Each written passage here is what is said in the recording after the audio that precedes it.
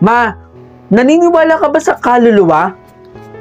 Ang sabi kasi nung kaklase ko noon, mula daw nung namatay yung nanay niya, lagi daw nang nakikita. Kaya, nagtatanong ako ngayon sa sarili ko, kung totoo ba yung kaluluwa kapag namatay yung tao? O yung multo? Totoo ba, Ma? Di naman ako sinagot ni Mama.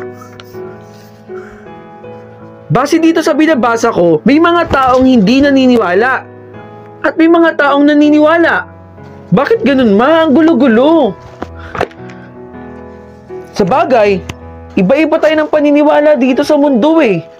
Kasi iba-iba ang tao. Ma, nakikurious na ako dito. Ikaw ba? Naniniwala ka ba? Gusto ko lang malaman, Ma.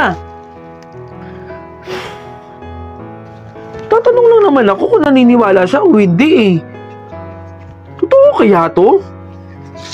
Invested na ako dito oh. Andito na yung curiosity ko oh. Tinatanong lang po kita. Oh, nakita mo yan, Ma? Yung paru-paro? Alam mo ba, Ma? Base din dito sa nabasa ko, pag may pumasok sa loob ng bahay natin na paru-paro, yun daw, yung kamag-anak natin o yung pamilya natin na namatay na. O baka naniniwala ka rin sa mga reincarnation. Paru-paro, kaluluwa.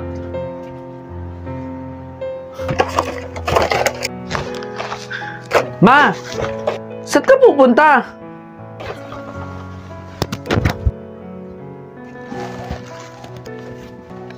Hays, nag-iisang anak na nga lang, hindi pa ako sinasagot.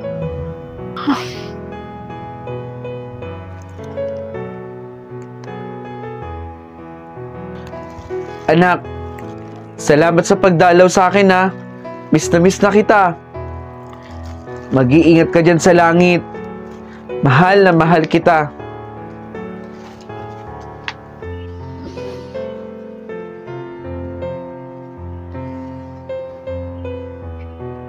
Oh, na-enjoy mo ba yung content ko? At gusto mo rin bang manalo ng POV shirt gaya ng suot ko? Madiscarding nila lang? Nako, wag mong kalimutang i-follow yung Facebook page na nandito sa screen.